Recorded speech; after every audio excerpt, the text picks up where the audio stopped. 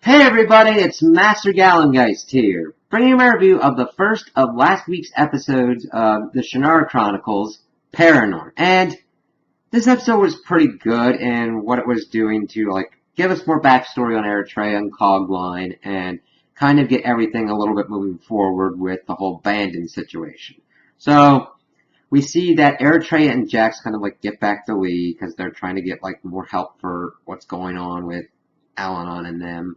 And Jax kind of parts ways, listen, I don't want to mess with the Warlock Lord kind of thing, and just kind of goes off on his own. Where Eritrea has to deal with, these guys that come out of nowhere to try and kill her, and she's doing some badass stuff on her own when Cogline comes out of nowhere and shoots, blue fire and like a druid. It's like, what? I don't remember them saying that he was a druid, but in this episode we learned that he was a druid. He kind of left the order to protect Eritrea, and him and Eritrea go to Lee talking about, what was the kind of deal that Tamlin made, and we learned about this kind of super kind of spring, this Heaven's Will that does magic throughout the Four Lands, and that Tamlin made the deal that would only kill her husband because Coglin's well, during the War of the Races, your city was the one that kind of got only glad one person died.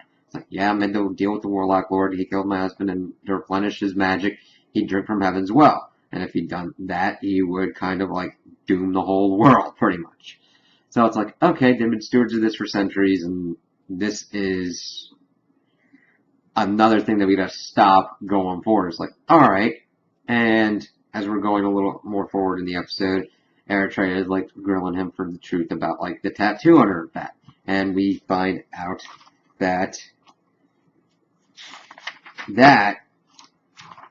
means that she is a descendant of a sect of people that survived the Great Wars, Armageddon's children. They survived because they were hybrids of humans and demons, meaning that they can be controlled by dark forces. And we see a flashback to a younger Cogline and seeing him entrusted with Eritrea, and he's trying to keep her safe and everything, and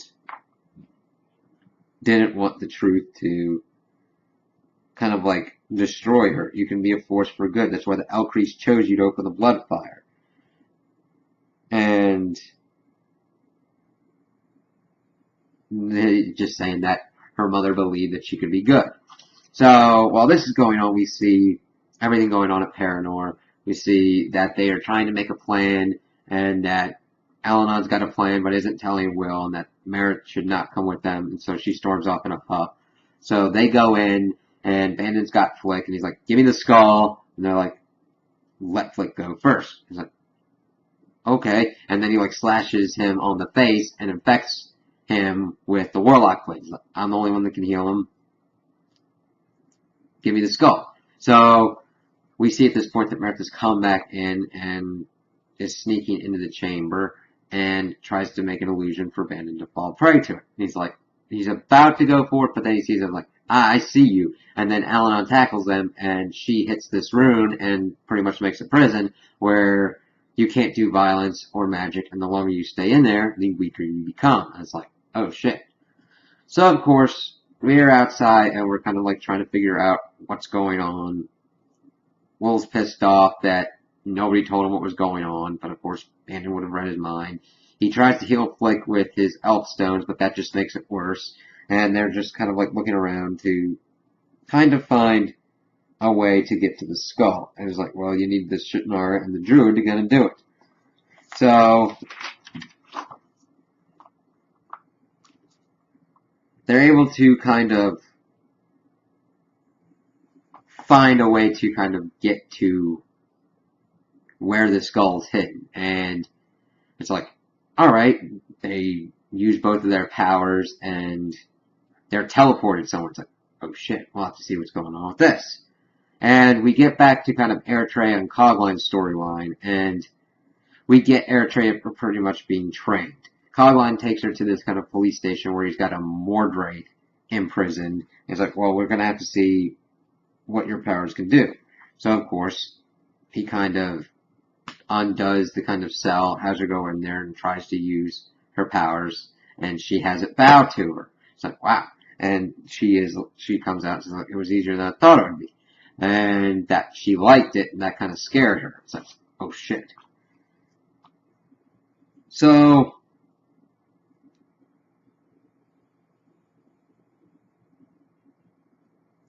as we see with what's going on, as they have now kind of come to this new kind of place, Will and Meredith have actually kind of gone back in time. It's in Shadyvale, and it's kind of really weird. It's like, I didn't expect a kind of like a time travel element introduced at this point, but it makes sense. Safest place to hide the skull would be a place where the Warlock Lord wouldn't really think to look. And it's like, oh crap. So, we then also get back to Jax, and he is able to, we find out more information about him. He's taking money to the widow and child of one of his soldiers that were killed. And, of course, he's kind of taking the money out. And then the Crimson come, kill the kid, and Jax kind of like goes ham on him and gets one of the Crimson captured. And, of course, the woman's like, leave us alone, you're cursed. So it's like, okay, he takes him back to be interrogated by Ander and Lyria, who have made a pact to actually go through with this marriage and try and help their people. So it's like, okay, that's pretty cool to see that kind of character growth with Lyria going from this person who kind of wanted to run away from her problems to someone who's actively taking control and kind of like making plans to improve her situation and those of the people around her. And it was kind of it was a nice touch to kind of delve into Jax a little bit more and make him just more than just someone who's out for money. He wants this money to help the people that were left behind when his soldiers died. Like, wow, okay. So we get back to Will and Meredith. They're kind of like looking around. They're trying to figure out what to do, how to go forward. They eventually find Will's father, Shay, and of course they get a little bit mixed up because he's being assaulted by some people, so they like kind of get them away, and he's like, oh, okay. And Will's like, let's follow this. So they kind of go back to the barn, and he's like, alright, let me try and just search for what's going on. That's of course where he meets his mother, and she's like, what's going on? And of course he's kind of like talking to her, but Shay's kind of pissed off and like runs away thinking that like Will's trying to get on her, I guess. And it's just like, no, that's not really what's going on.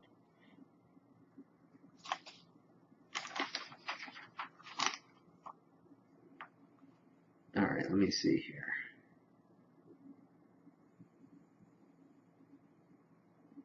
And of course they're trying to like find him and everything, and of course Will's like, well, it could be the waterfall place. And of course they do go there, they find him there, see that he's been having weird dreams of like the mortar race and everything. And it's like, they're trying to kill me and everything. It's like, crazy, man. So he's like, yeah, they're real. Your vision's the future. He's like, oh god. He like saw this, that Hetty was in danger and wanted to run off and like go help. And of course they get through the cornfield and everything, and there's a mortar right there, and Will uses the stone to blast him. He's like, we gotta have to move. And he's like, he hissed Shannara at me. What does that mean? It's like, well, it's what you are. And that's kind of where this episode ends. And this is mainly just kind of like set up to get to the point of like where we need to get the skull and all that, and kind of see what Bandon is doing, what's going on throughout the rest of the kingdom. This was an okay episode. I'm glad that they moved the story arc forward, but it was a little kind of like, okay, they could have better kind of balanced it, because it's like, okay, we got a lot of exposition dump with like Eritrea, that of course we need someone on the team that's connected to the forces of darkness, and Eritrea fits that bill, and I'm like, okay, she could have some interesting powers, because you do need a balance. But it was like, the way it was done could have been better, in my opinion. And I don't know, I just didn't expect a kind of time travel portion I kind of expected like another dimension, but that kind of made sense with like Will and Meredith kind of like going through. It's like, okay, how is this actually back in time, or is this kind of like a bubble dimension? I almost wanted like a bubble dimension, but it makes sense because we learned some things going forward of why it would be advantageous to hide the skull in a certain spot. So I like how they showed the character development of like Jax and what he's been doing and why he's been doing it for money. Lyria really coming into her own.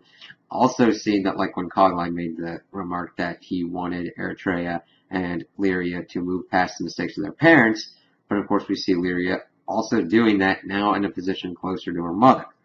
So her character journey is pretty cool so far. So I can't wait to see where that kind of ends up and what's going to be happening with her.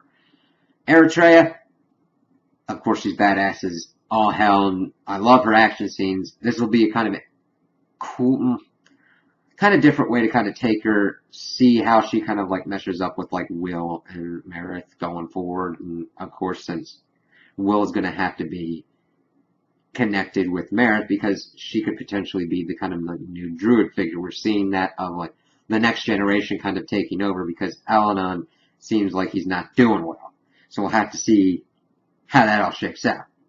So those are my opinions on the episode. Tell me what you guys think in the comments below. If you liked it, if you didn't like it, if you agree with me, if you disagree with me. Also like and subscribe, and I hope you have a good day.